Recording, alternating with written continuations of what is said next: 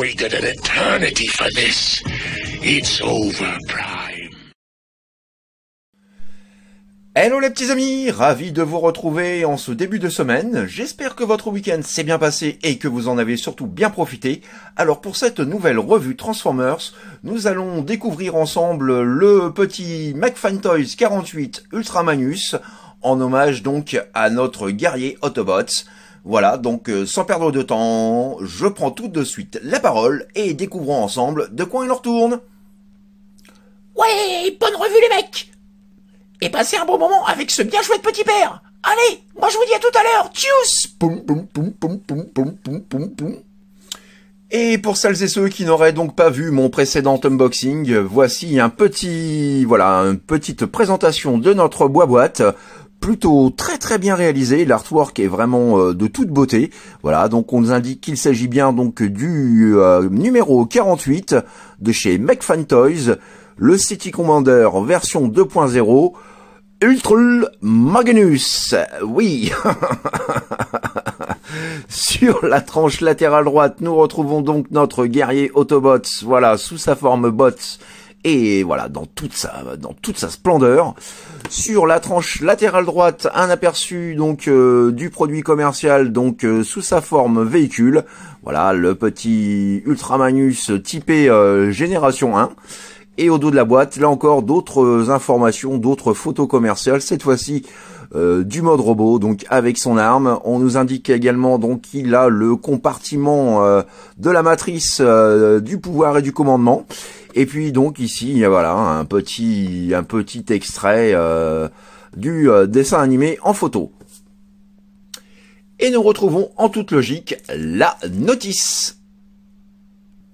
Et voici dès à présent donc un petit 360 de notre guerrier Autobots Ultramanus, qui se verra confier par la suite et pour un petit moment, un court temps, on va dire, la matrice pour devenir un bref instant donc le chef des Autobots à la mort d'Optimus Prime.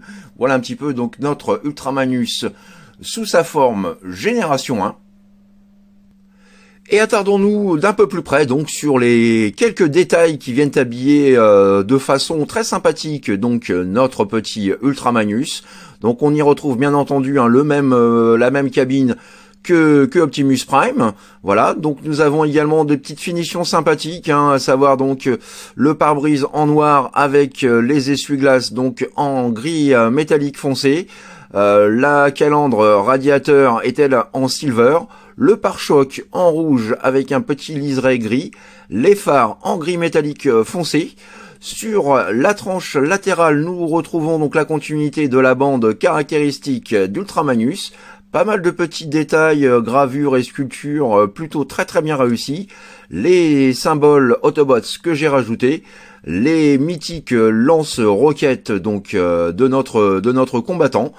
Et quelques détails plutôt bien soulignés également donc sur l'ensemble du mode véhicule, avec un tout petit peu de couleur juste ici. Alors oui, en termes de couleur, certains diront qu'il est très simpliste, c'est un fait, mais une fois de plus, donc le choix de McFantoys était de nous proposer, comme pour tous les autres Transformers donc de cette gamme et de cette échelle, était de nous proposer le côté le plus fidèle possible au dessin animé G1, et c'est tout à fait réussi parce que voilà, dans le dessin animé G1, il n'y a pas plus de couleurs, il est tout aussi sobre. Donc voilà un petit peu, savoir que bien entendu, les roues, malgré sa taille, donc roulent parfaitement. De dos, voilà ce que ça donne. Là encore, des petits travaux donc de moulure et sculpture plutôt bien réussis. Nous avons l'arrière qui peut s'abaisser, donc à savoir qu'il s'agit du KO Oversized amélioré de la version de chez Magic Square, donc légèrement plus grand. Quelques défauts ont été corrigés, donc notamment les fixations au niveau des bras, cette partie-là qui est un petit peu plus haute, on peut ouvrir cette partie-là, l'arrière, enfin voilà. Donc, et au niveau de l'undercarriage, on a quelque chose de plutôt propre, rien de négatif à dire. Vous pouvez, pour ceux qui s'intéressent, donc retirer cette vis-là de façon à pouvoir séparer la cabine de la remorque. Je ne les fais pas tout simplement parce que voilà, la transformation nécessite d'avoir donc la cabine et la remorque ensemble.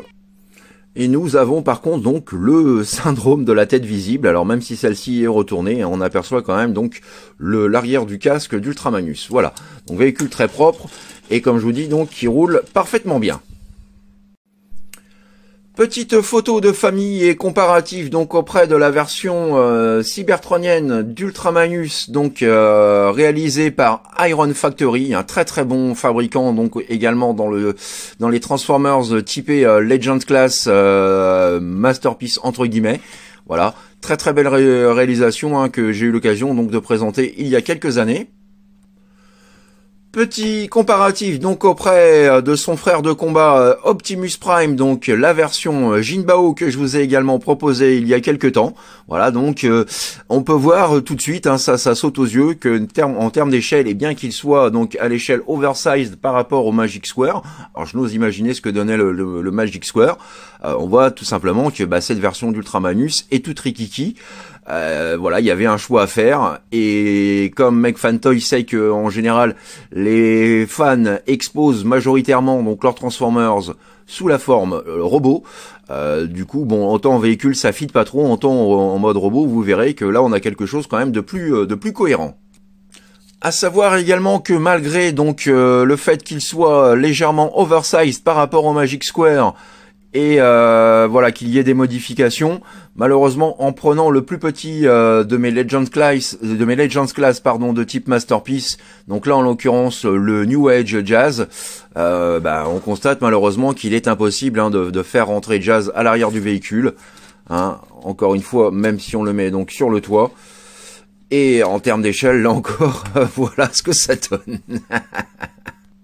En termes d'accessoires, donc nous retrouvons bien entendu les deux petits lance-roquettes que nous pouvons positionner, voilà, façon G1 et façon jouet, donc comme ceci, ou encore comme cela, toujours comme pour certains jouets et notamment donc le G1. Nous retrouvons également son blaster, voilà, tout en chrome, voilà. Très très bien réalisé, peint et détaillé. Donc ça fait vraiment très plaisir. Et nous avons également donc le blaster blanc juste ici qui a lui la possibilité de se stocker et d'être quand même relativement discret. Alors celui-ci vous pouvez également si vous le souhaitez le positionner ici ou encore ici. Mais vous voyez hein, la gâchette, voilà la crosse est un peu petite. Donc voilà, pas de réelle solution ou alors vous le foutez tout simplement à l'arrière comme ceci. Concernant la transformation à présent, donc nous avons quelque chose de vraiment fun. J'ai pris beaucoup de plaisir à m'amuser avec, à le transformer. Donc voilà un véritable petit régal. Donc tout d'abord, vous allez retirer les lance-roquettes comme ceci. Vous allez déclipser, voilà, les panneaux arrière ainsi hein, qui viennent se loquer ici et ici. Ensuite, nous allons retourner notre petit pépère. Vous allez pouvoir à présent, grâce à la vis et la petite charnière, pouvoir voilà renfoncer et rabattre au maximum la cabine comme ceci. Et quand c'est fait, donc vous venez rabattre les roues ainsi. Voilà quelque chose de propre. Ensuite, vous prenez les roues à l'arrière. Alors, je vais essayer de remonter un petit peu la camérouche. Voilà. Vous les positionnez ainsi. Vous faites une rotation pour avoir le roulement vers le haut de façon à améliorer la stabilité d'Ultramanus. Et là, vous avez quelque chose de plat. Voilà. Là encore, c'est plutôt bien pensé. Donc, même étape ici et ici. Voilà. Ensuite, vous allez pouvoir à présent venir déloquer les bras qui viennent se clipser via les ergots ici, dans la fente, juste ici, comme ceci. Et comme cela, vous pouvez ensuite, voilà, séparer les armes et venir libérer son second blaster. Voilà, on abaisse la crosse. Voilà un petit peu, donc majoritairement blanc, avec deux petites touches de silver juste ici. Mais néanmoins, bon, plutôt bien foutu. Quand c'est fait, voilà, vous mettez ce qui va venir former ses bras comme ceci. Vous pouvez à présent déclipser, voilà, ces petits ergots de chaque côté. Ainsi, venir séparer ce qui va former les jambes. Voilà. On continue. Vous prenez ces panneaux-là. Vous les faites pivoter de façon à les avoir vers l'intérieur cette fois-ci.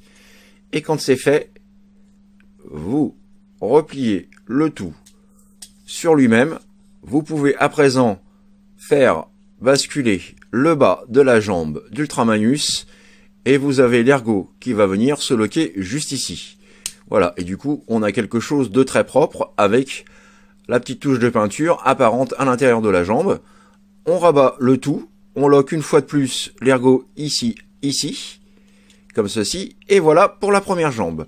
Même étape pour la seconde jambe, on vient placer ça ici, on replie, on rabat, on met en place le pied, alors, hop, voilà, on place, on lock, et on sécurise comme ceci. Et nous avons donc les jambes d'Ultramanus déformées, plus qu'à rabattre les parties latérales de sa jupette, comme ceci. Ensuite, vous venez, grâce à la charnière, rabattre et voilà, positionner le bassin, comme ceci. Voilà, ça doit vous donner quelque chose comme ça à présent. Ensuite, vous écartez cette partie-là, idem ici. Vous prenez la cabine, vous la déloquez, vous venez relever cette partie-là avec les cheminées de façon à faire sortir le cucu, la tête de notre Autobot. Ensuite, vous pouvez rabattre comme ceci et comme ceci. Quand c'est fait, vous pouvez à présent, grâce à la double charnière, venir, voilà, rabattre et glisser vers le bas la cabine. Ensuite, vous prenez ces parties-là, vous les faites ressortir ainsi et vous venez loquer l'ergot au niveau de la vitre latérale. Comme ça. Même étape ici. Voilà. Donc, notre Ultramanus commence à prendre forme. Ensuite, vous venez rabattre toute cette partie-là et la loquer dans l'épaule. Voilà, je reprends un petit peu de hauteur. Petite mise au point, monsieur Focus. Ensuite, vous pouvez venir placer le bras dans l'alignement, rabattre cette partie-là et cette partie-là de façon à dégager la mimine. Même topo ici, on rabat, on lock, rotation, on met cette pièce-là comme ceci en place, on la fait glisser vers le bas, on glisse vers le haut, ce qui va venir former les avant-bras de façon à dégager les mains. Et voilà, mesdames et messieurs, notre Ultramanus transformé. Yes! Et petit 360 à présent donc de notre Ultramanus dans son mode robot qui est juste succulent, voilà, excellent, extra, top, méga, giga, voilà, je le surkiffe. On a vraiment là encore dans son mode robot une figurine qui est extrêmement fidèle, que ce soit au niveau de la forme, mais des couleurs, donc au dessin animégien, ça fait bien plaisir. Le travail est très soigné, la carrure l'est également, quasiment pas de jour de vide, de creux ou quoi que ce soit, tout est vraiment bien mis en place, aligné, soigné, voilà, c'est vraiment du travail, du très bon travail. Voilà, nous avons vraiment une version pour les fans d'Ultramanus qui ne pourra que leur faire plaisir. Petit zoom à présent du visage qui lui aussi n'est pas laissé pour compte. Voilà, le visage est également extrêmement fidèle aux générations 1. Le visage en blanc, les yeux en bleu, la pointe des antennes en blanc. Voilà, le travail est vraiment très très soigné. Voilà, une figurine vraiment aux petits oignons. Et on va faire tout de suite un petit haut et bas. Alors, monsieur Focus, s'il vous plaît. Voilà, de façon à ce que vous puissiez admirer et contempler tous les petits détails qui constituent ce bien chouette petit gars. Voilà, très très sympathique robot. Et au niveau des articulations, nous avons la tête pourvue d'une rotation à 360. Nous pouvons également la lever et l'incliner vers le bas. Voilà, donc jusque là, rien à dire. Rotation intégrale du bras. Pub d'ove, alors pas de souci, même si ces parties-là sont quand même assez hautes, on a quand même une amplitude plutôt correcte. Et on voit ici le souci du détail avec une petite charnière en noir pour éviter d'avoir voilà un creux vraiment très très vilain à ce niveau-là. Donc ça c'est plutôt pas mal. Rotation également sur joint champignon de l'avant-bras. Articulation du coude, pardon, à 90 degrés. Là encore, c'est du bon boulot. La main, alors la main est fixe. Par contre, j'aime bien la façon dont elle se présente. On a quelque chose de vraiment très soigné, donc au niveau des phalanges bien détaillées. Voilà, le point n'est pas fermé tout bêtement. On a vraiment voilà quelque chose de bien foutu.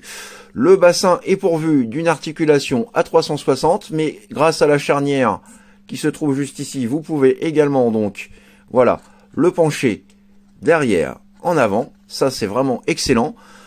Au niveau du grand écart JCVD, alors lorsque vous allez soulever les petites jupettes latérales, vous avez voilà cette amplitude là, vous ne pourrez pas plus malheureusement, mais bon voilà, c'est un guerrier, c'est pas un ninja, donc c'est largement suffisant en tout cas pour lui donner les poses. Vous pouvez également donc voilà incliner de l'intérieur vers l'extérieur le haut de la cuisse, le grand écart dans cette position, hop là, le grand écart latéral, pas de souci, il gère la pose. Là encore, nous avons une articulation à un peu plus de 90 degrés du genou. On aperçoit encore les petits détails ici de peinture et de moulure. Voilà, du plus bel effet. Et vous pouvez également donc venir incliner le pied. Voilà, donc vous l'aurez compris, malgré sa petite taille, on est vraiment dans le type Masterpiece, Legend Scale, Legend Size, comme vous voulez.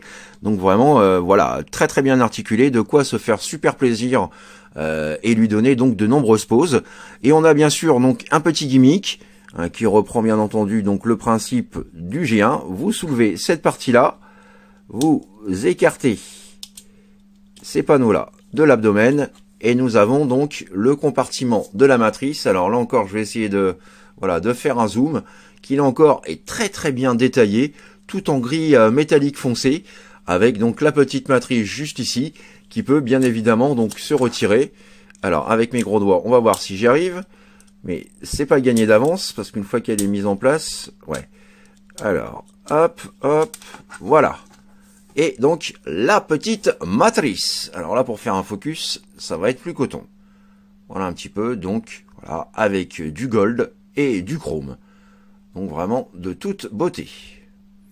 Petite photo de famille à présent, donc aux côtés à nouveau donc du Iron Factory City Commander dans sa version cybertronienne. Voilà, vraiment une superbe pièce qui est sortie également donc en Keo Oversized et qui est vraiment voilà de toute beauté. Je vous la conseille aussi si vous êtes fan d'Ultra Magnus et des modes cybertroniens.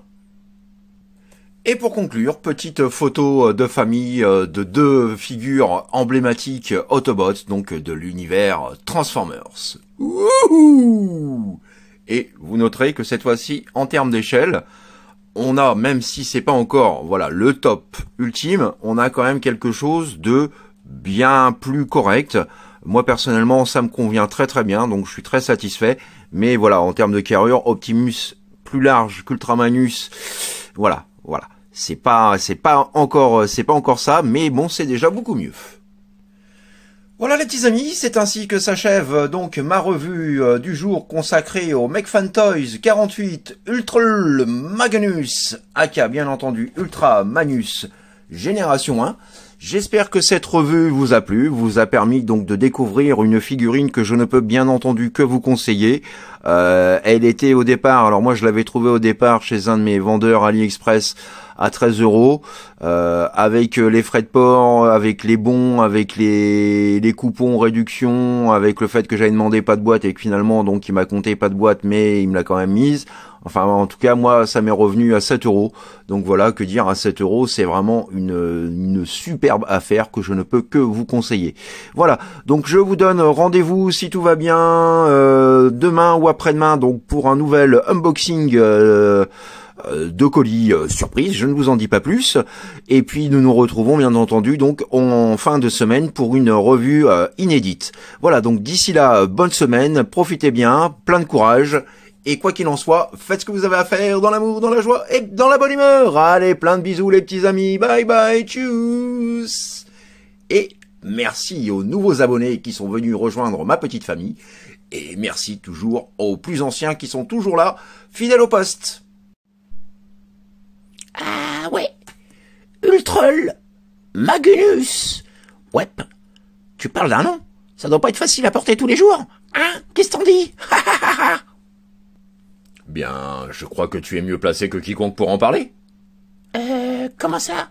Qu'est-ce que ça veut dire, ça? Bah, juste que depuis la revue précédente, t'es un petit peu démasqué maintenant. Donc, Papy TF, ce serait pas plutôt Pipi TF maintenant? Ah ouais. Je crois que je vais prendre cher encore pour longtemps. Oh mon Dieu. J'ai comme un coup de mot tout d'un coup. One shall stand, one shall fall.